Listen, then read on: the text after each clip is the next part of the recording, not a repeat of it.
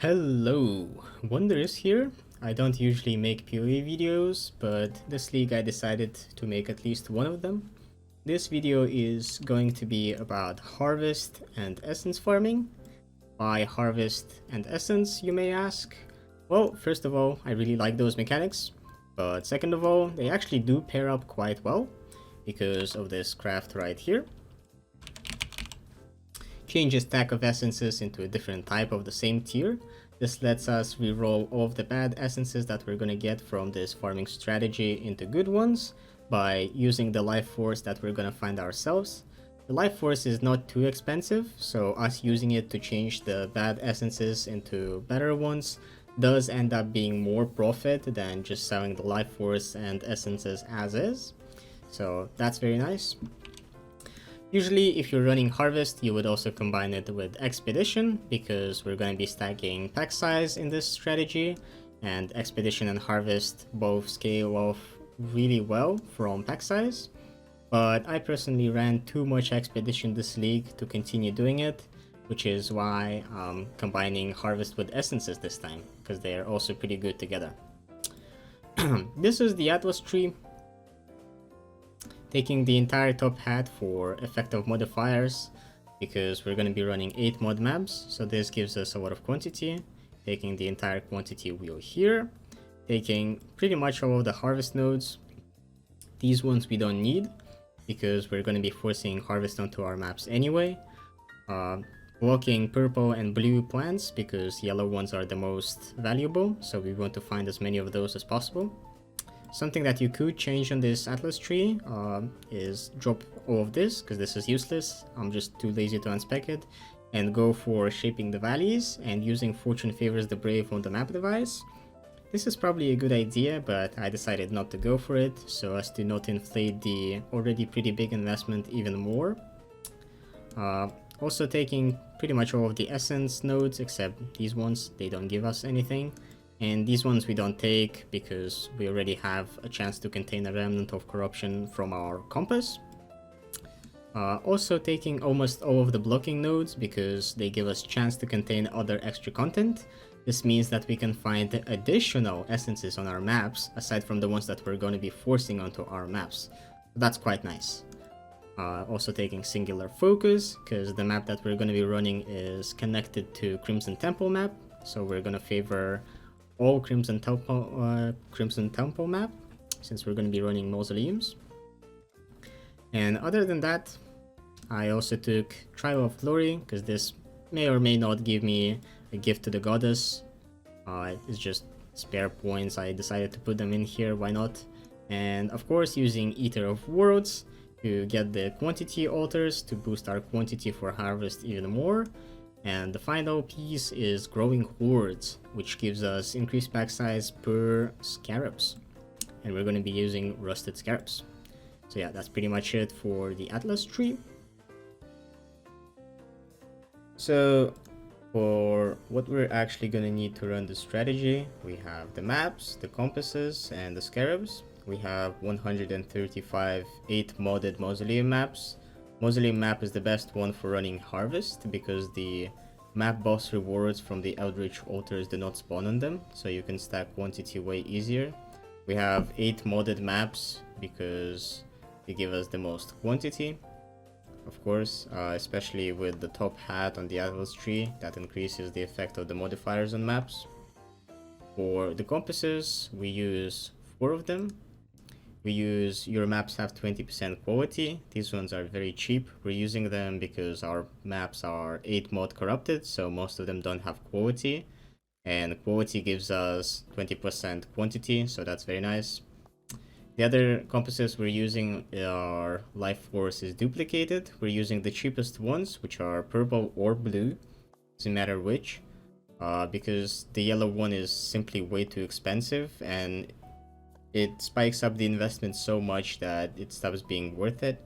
So by using the purple or the blue ones, we're gonna get a lot of, well, blue or purple life force that is still gonna cost quite a lot, and we are still gonna get yellow life force, which is also gonna be duplicated. So that's very nice. We're using Sacred Grove just to make sure that we force the Sacred Grove on every map, because using these sextants and then not getting the Sacred Grove kind of sucks. This is by far the most expensive compass in this strategy. And we're also using elevated essence compasses because they give us 2 additional essences. The normal compasses give us only 1 additional essence, but these ones give us 2. They're also 15 Us. They cost about 100 C, so you're essentially paying 6 C for 2 additional essences, which is pretty good.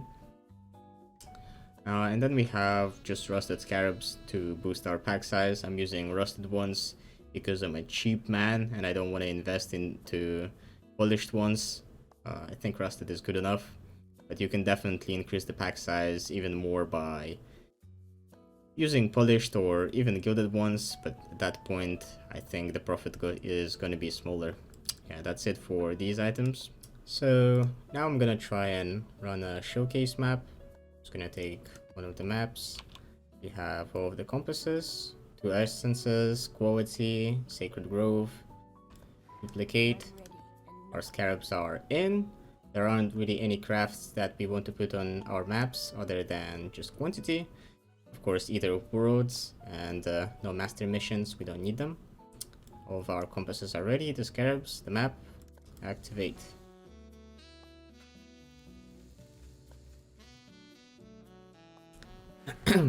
The build that I'm playing is Arakali's Fang, so I actually don't care about any map mods at all, which is very nice for this strategy since we're running 8 modded maps. So yeah, this is basically what the strategy looks like. We're just clearing Mausoleum. It's a very nice layout as well, taking all of the quantity altars. So for this strategy you do want a pretty good build that can clear the maps with all of the altars and the downsides. So here we already have 3 quantity altars, which is very nice. I'm gonna be doing Sanctums during this strategy, but of course I'm not gonna be counting any of the loot that I get from it into the profits. There's another essence. This one has Shrieking Essences, so we're gonna get double the essences. Most of the essences we're gonna corrupt, the ones that aren't corrupted already, because there is no reason not to. We're gonna get a lot of remnants of corruption anyway, so we may as well. And of course, manually corrupting the essences means that we get a chance at getting the tier 4 or whatever essences. So essences of horror, delirium and whatnot. So yeah, I almost died there because I have no recovery on this map. It's 96% less recovery or something. Okay, we found the harvest, so we're just gonna clear out the rest of the map. Try to get the rest of the altars for more quantity. And find the remaining essences if there are any. Seems like there isn't. And we got another quantity altar. It's very nice. Let's see how much quantity do we have on this map. Wow, this is a pretty juicy map. Most maps are not going to be this good, but they are going to be comparable. We have over 300% increased quantity, almost 300% rarity, but this doesn't matter for harvest, and we have 82% increased pack size. Inside the harvests themselves, we're going to choose the crops that have the enemies that have the blue text.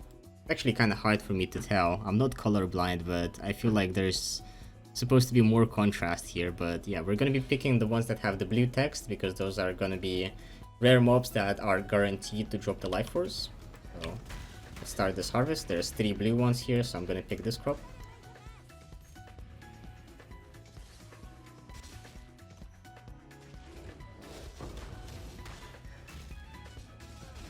Jesus Christ. Alright, so yeah, getting a lot of life force from just a single crop. But this is nothing special. People who are running infinite sextant, compass, whatever strategies are used to this kind of loot.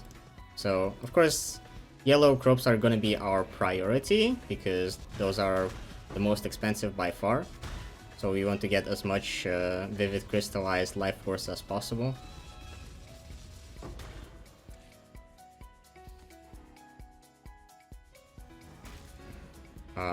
yeah, in cases like this, I'm just gonna be taking the ones that have the most blue monsters. If there's a crop of yellow life force, but it doesn't have blue monsters, and the other crop does have them, I would usually pick the ones that just has the blue monsters, because guaranteed lots of life force is better than no life force. So yeah, like here for example, we have yellow crops, but there is no blue monster in the text here. So this is actually not guaranteed to give us any life force. And here we have 2 blue monsters, so this is definitely going to be life force. So we will prioritize this, it's better.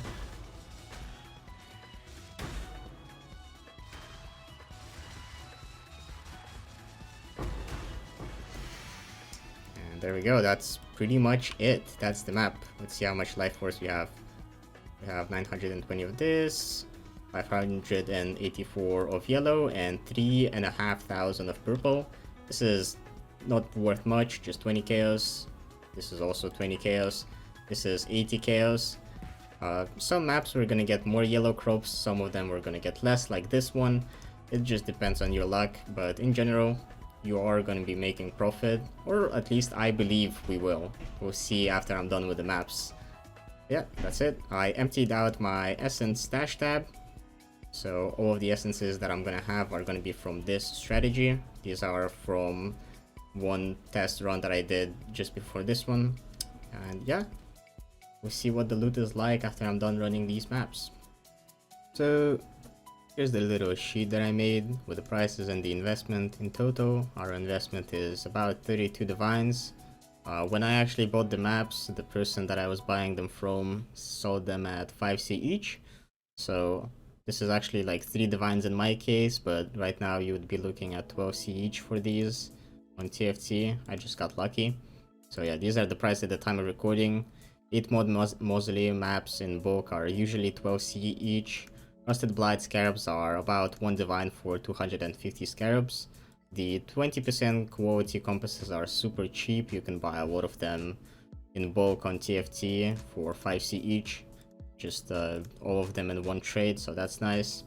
The elevated Sacred Grove compass is about 1.5 divines each, so that's by far the most expensive one in this strategy. The elevated life force compass is, depending on the time of the day, it's either 200C or sometimes even a divine. So yep, and the elevated 2 essences compass is roughly 100C each. I have the trade tabs open here. So the Sacred Grove one is 1.2, 1.4, and we go down here and it's 1.5. The duplicate life force is about 200C each, and then it goes to 1 divine. I think that if you message the people at the top, they usually have a few of them, so be sure to ask them if they have several of these compasses, because most of them roll them in bulk, so they have a lot of them to sell. Personally, when I was buying the compasses, I would always ask if they had several, and about half of the time they always did, so be sure to ask them. Here's the elevated essence compass. It's about 80C. When you buy out the ones at the top, it's going to be about 100C. I bought mine for 100C back when I was buying all of the preparation, and the quality compasses are super cheap. You just buy them in bulk on TFT. I would not advise buying these compasses on TFT because the price there is honestly quite insane. It's like 40% more expensive most of the time, so I don't think it's worth it. But if you value your time that much, maybe it is. And here are the scarabs, about 250 for 1 divine. So yeah. This is the test run that I did with 40 maps a week ago. And I pretty much doubled my investment. It was pretty good. Right now, I'm hoping I also double my investment here because I'm running a better setup. In this test run, I was not running mausoleums. I was just running like decently corrupted Crimson Temples because I had a lot of them lying around. But this time I actually decided to go hardcore and do a dedicated strategy with 8 modded maps and 20% quality and all that stuff. So yeah, looking to make some decent buck, some divines. So we'll see how it goes after I run all of these maps. Yep. Alright, so I finished running the 135 maps. This is the loot that I got. All in all, it took me about 11 hours to do it, including stuff like taking breaks, chatting on Discord a bit, doing some trades in between the maps and whatnot. I actually have the timer here, but I did this over several sessions because I didn't have time to do it just in one sitting. So this is actually the next day after I recorded some of the other videos. But yeah, this is the loot that I got. A lot of Crimson Temple maps because we took Singular Focus, and Mausoleum map is actually connected to Crimson Temple map. So this gave us a lot of drops. I will probably not be selling these. I will be running them myself. So that's quite nice. This is the Harvest loot. All of this is the loot from the Sanctums. This is the most notable Eater of Worlds loot that I actually wanted to highlight. This is the loot that we got from the trials, from Trial of Glory.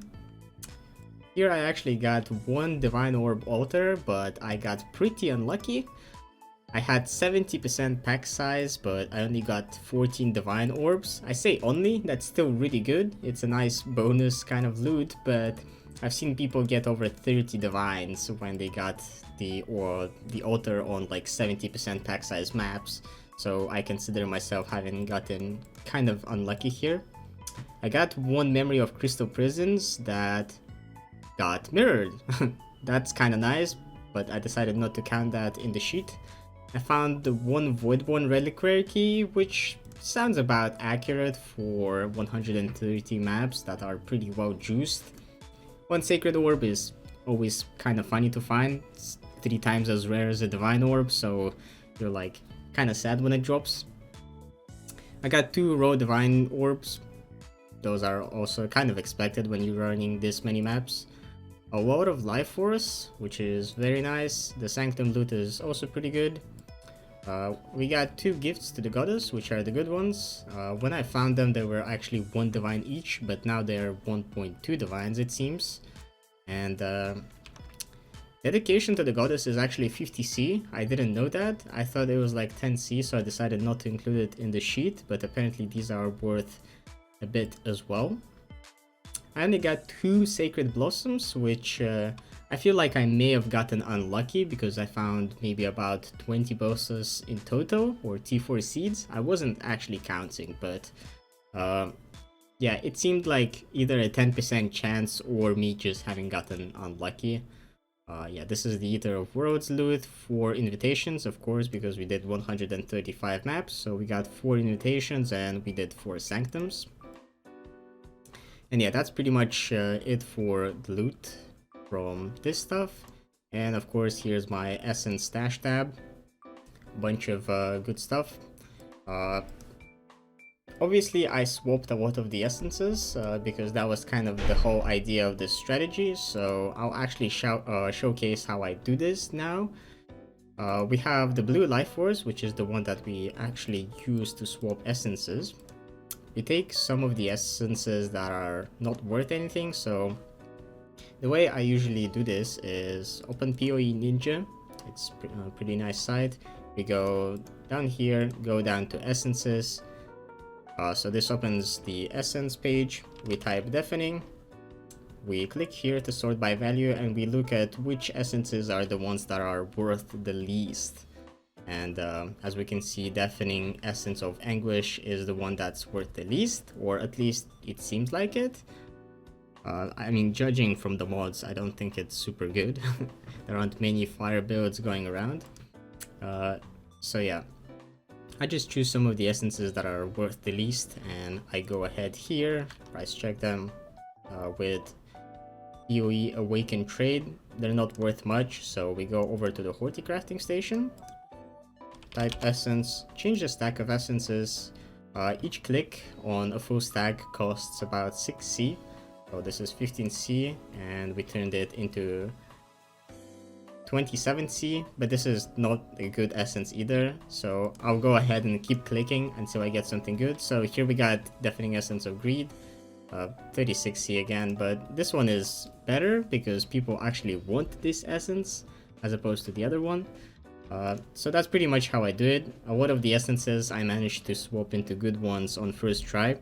because there are a decent bit of bad essences, and there are actually a lot of good essences that people want. For example, of course, omniscience is still a thing, so strength essences, intelligence essences, dexterity essences.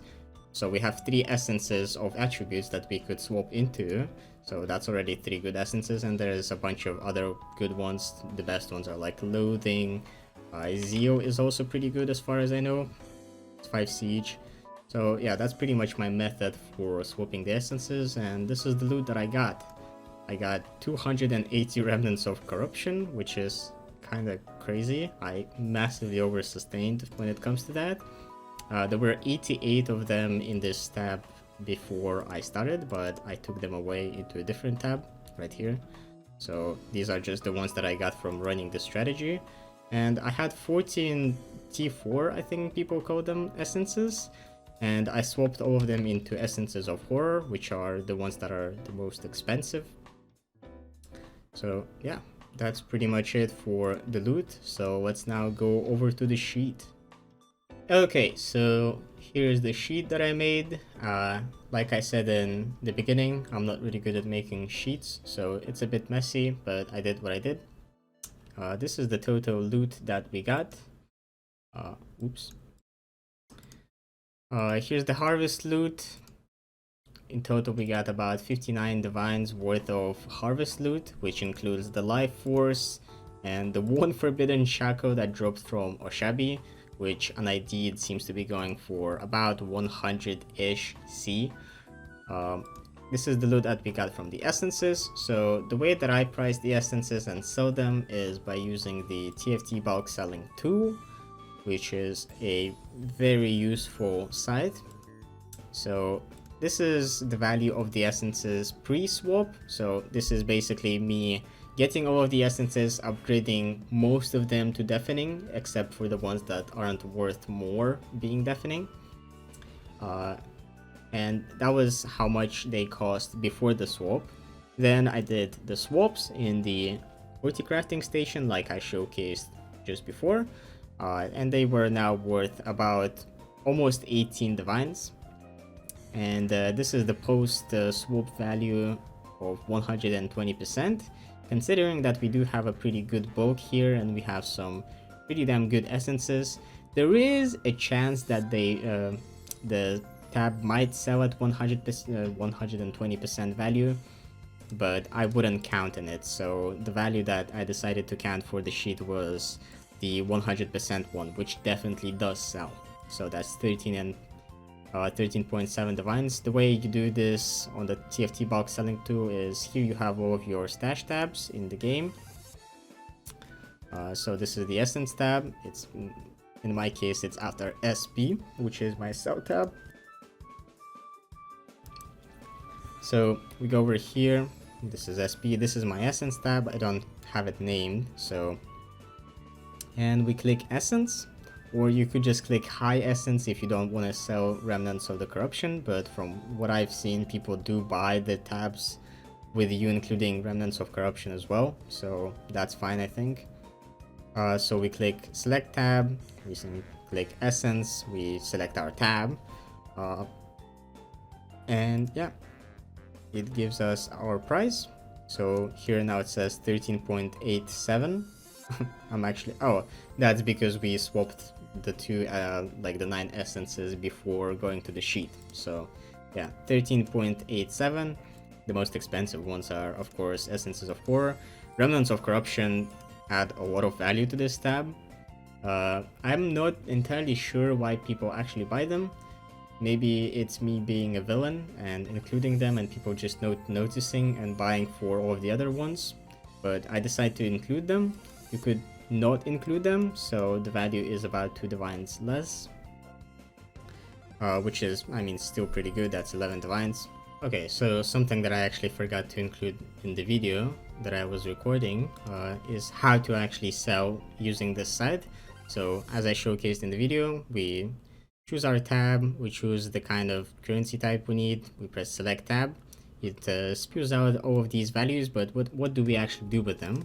We press generate text, we are gonna need the TFT, the Forbidden Trove site for the site server for this, and we will go to the bulk essence want to sell softcore.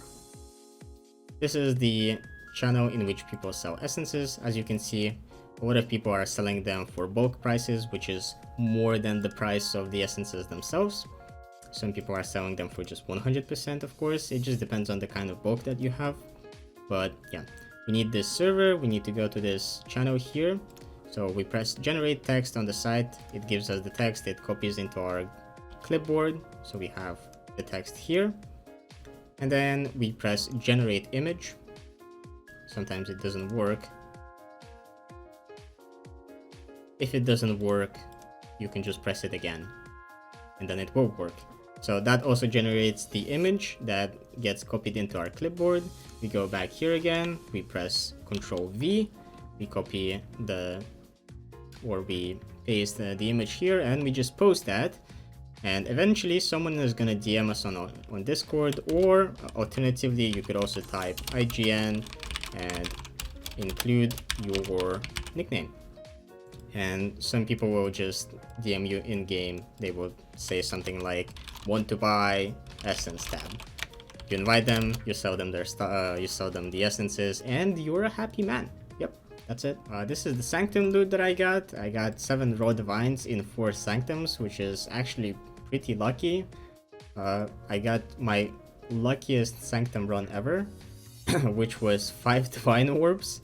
But considering that I had 4 Sanctums, and most people that I've seen usually get 2 divines per Sanctum, I think this is about right. I got 5 divines in 1 Sanctum, and then I got like no divines in all of the other ones. I just got 2.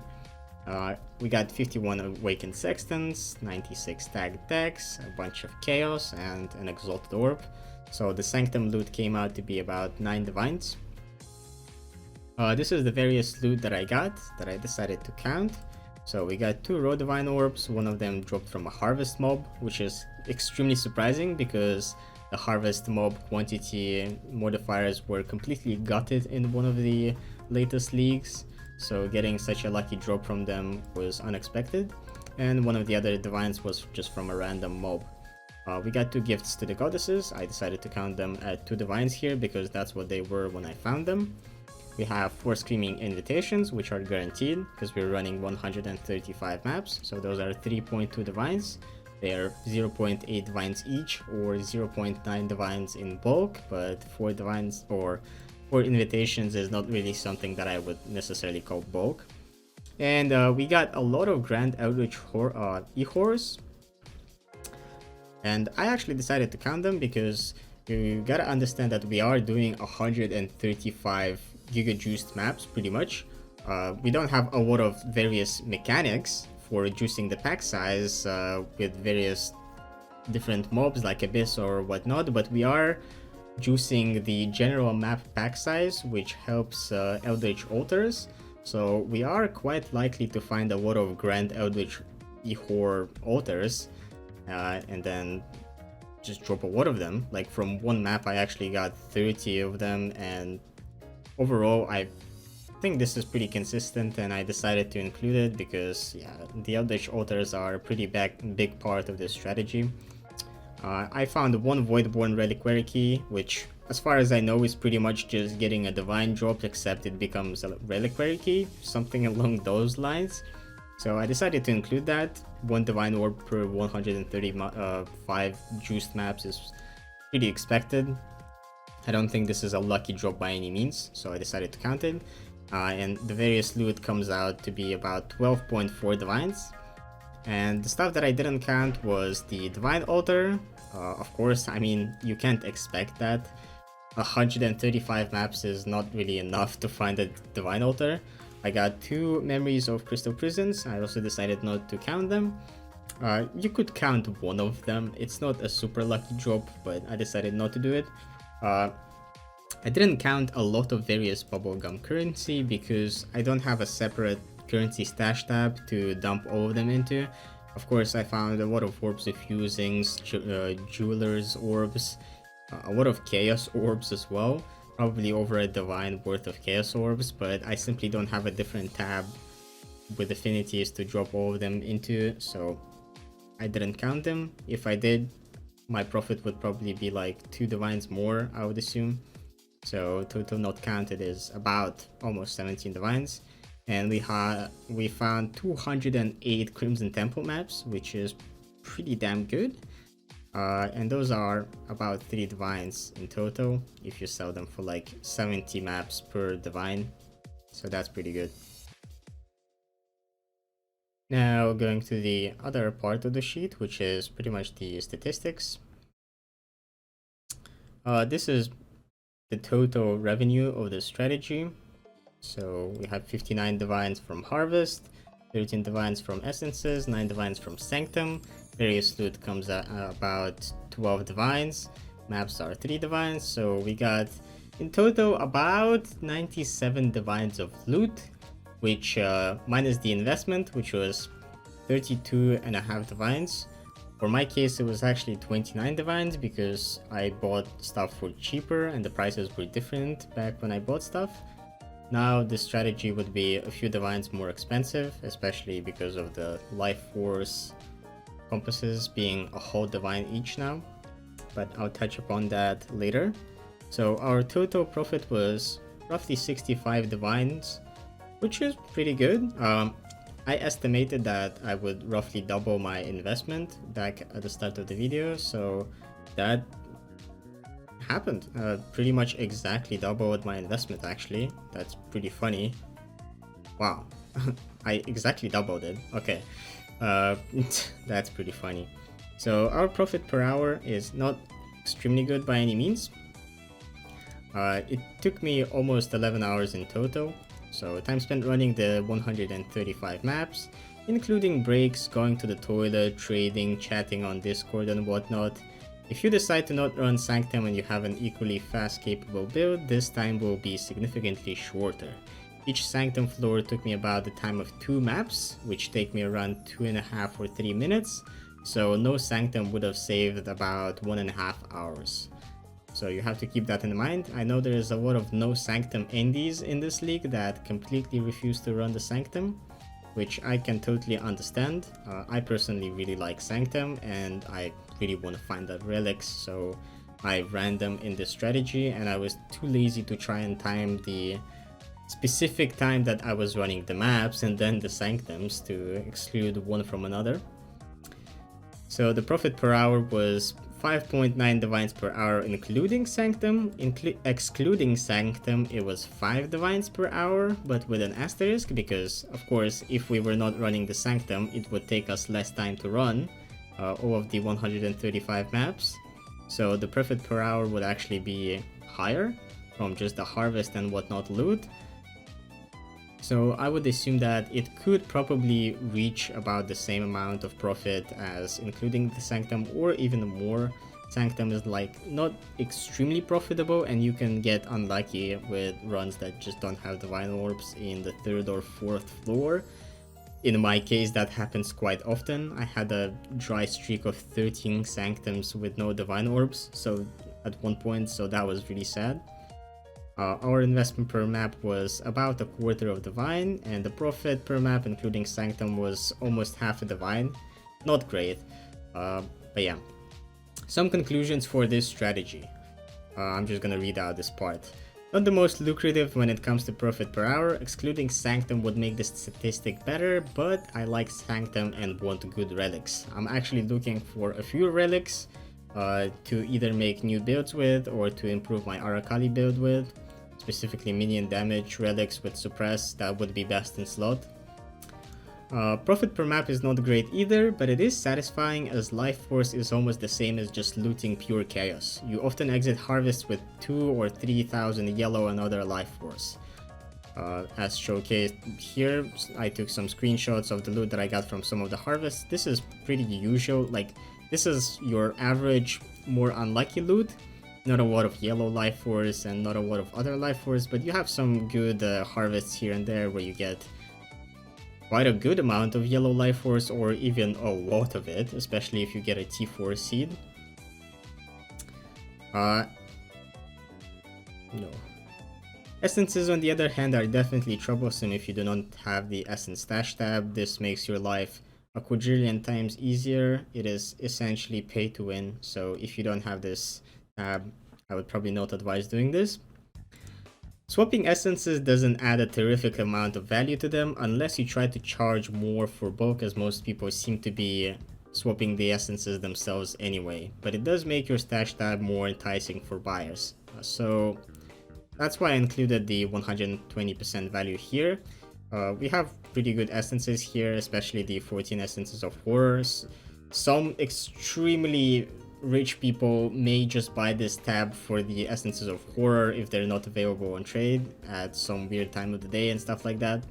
So it is possible to sell it for this kind of value for bulk up pricing, but yeah, swapping essences, not like some kind of genius way to make your profit 70 million times better, because you have to keep in mind that you are using blue life force, which each click on 9 essences is 6C, and if you go dry and don't turn your essences into good ones, you're not really making any more profit. But if you get lucky and you swap the essences into good ones on first tries or second tries, it does increase your profit, but not by a lot. So as you can see here, we went from 11.6 divines to 13.8, and we spent almost a divine of life force. So we increased the value of our essences by about a divine. So it's not anything crazy. It is definitely better if you're running like essence memories, I would assume, because then you have an even higher bulk, so swapping essences becomes better. I found around 20 bosses in total, but only dropped 2 Sacred Blossoms. I wasn't keeping the exact track of boss or T4 seed encounters, but it did end up seeming like the Sacred Blossom drop chance is about 10%, either that or I got unlucky. As I was doing the strategy, the value of blue life force increased by about 20% compared to purple life force because of people finding out about the swap crafts. The price for the compasses between the two life forces remained the same for now. If I had picked the blue crop compasses, I would have made quite a lot more profit, and by quite a lot more profit I mean seriously a lot more profit, because yeah, if I had 237, so what, 237,000 life force divided by 880, that would have been 26 divines. So okay, not a lot more profit, but it is like 3 or 4 more divines. So considering that the compasses cost the same amount, it is definitely a good idea. I have them open here. So when I was starting the strategy and I recorded the beginning of the video, the compasses were about 200 to 250 to a divine.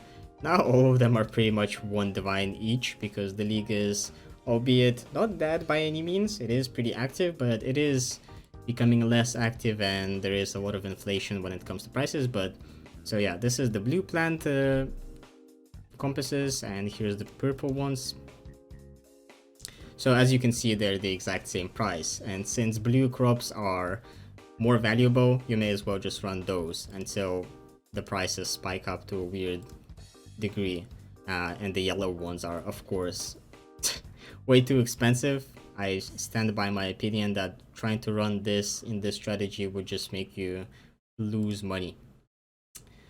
But yeah, that's pretty much it for this strategy.